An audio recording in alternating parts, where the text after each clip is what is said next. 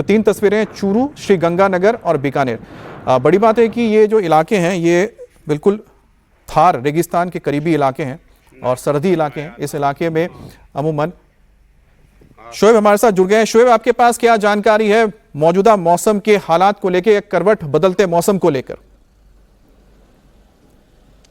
बिल्कुल हमें देखिए, आने वाले चंद घंटों में जिस तरह से मौसम विभाग की तरफ से चेतावनी दी गई है कि तेज़ हवाएं उत्तर प्रदेश के भी कई शहरों में चलेगी। दिल्ली एनसीआर में भी इस तरह की चेतावनी कल हमने देखी थी और आज भी, क्योंकि कल हमारे मोबाइल में भी, कल मैं पश्चिम यूपी में था, उस वक्त भी अलर्ट आया था कि अगले 24 घंटे में 80 से 100 किलोमीटर प्रति घंटे की रफ्तार से हवाएं चल सकती है। इतनी तेज़ हवाएं चल सकती है, इसलिए लोग ऐसी जगहों पर रहे जहां सुरक्षित वो फील करें और पेड़ों के आसपास खड़े ना हो। ये तमाम तरह की चेतावनी मोबाइल के जरिए भी मौसम विभाग में, जो अलर्ट मौसम विभाग की तरफ से आया था, उसके जरिए दी गई थी। हमने 2 दिन पहले भी देखा कि बहुत तेज़ जो तूफान है वो कई जगहों पर आया था और उसमें हमने उत्तर प्रदेश में 6 मजदूर, एक पुल गिरने से उनकी मौत भी हो गई थी।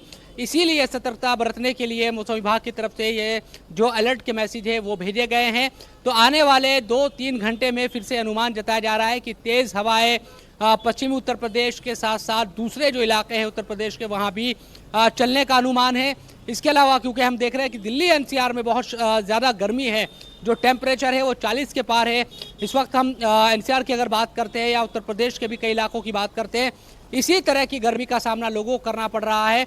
ऐसे में लोग उम्मीद कर रहे हैं कि शायद अगर बारिश होती है, मौसम विभाग जिस तरह से अनुमान जता रहा है, तो उनको राहत मिलेगी। लेकिन दूसरी तरफ तूफान का भी खतरा लगातार बना हुआ है।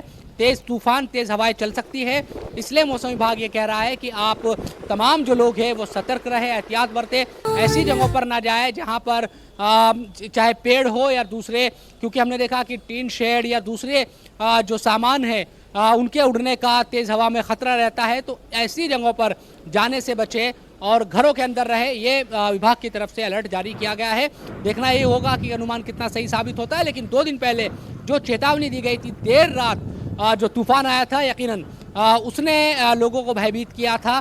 थोड़ा मौसम भी चेंज हुआ था, लेकिन फिर से उसी तरह की गर्मी का सामना इस वक्त करना पड़ रहा है। और आने वाले चंद घंटों के बाद किस तरह की चीज़ें रहेगी, इस पर नज़र बनी रहेगी। अमित, बिल्कुल, तो जैसा कि शोएब भी बता रहे हैं कि इस तरह का अनुमान पहले से लगाया जा रहा था। जो सैटेलाइट इमेज आईएमडी यानी कि मौसम विभाग की ओर से जारी किया गया था, उसमें साफ देखा जा सकता है कि राजस्थान के उत्तरी इलाके में, जहां पर इस वक्त आप ये तूफान देख पा रहे हैं, चाहे चूरू हो, श्रीगंगानगर हो या फिर बीकानेर हो, इन इलाकों के ऊपर मौसम की अगर हम बात की जाए तो बादल छाए हुए हैं।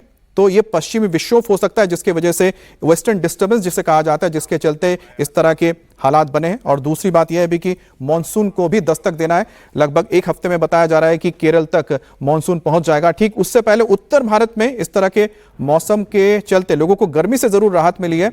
और पूर्वी अगर भारत की बात की जाए, जैसे बंगाल, बिहार, इस इलाके में और पूर्वांचल के इलाके में ये देखने को मिला है कि बारिश हुई है, आंधी भी चली है। और इस वक्त हम राजस्थान की तस्वीरें आपको दिखा रहे हैं। मनीष, एक बात बताइए कि क्या अमूमन इस मौसम में इस तरह के मौसमी बदलाव देखने को मिलते हैं, यानी कि तूफान, आंधी, बारिश का होना मई के महीने में, क्योंकि जून तो बस आने ही वाला है, 1-2 दिन बचे हैं?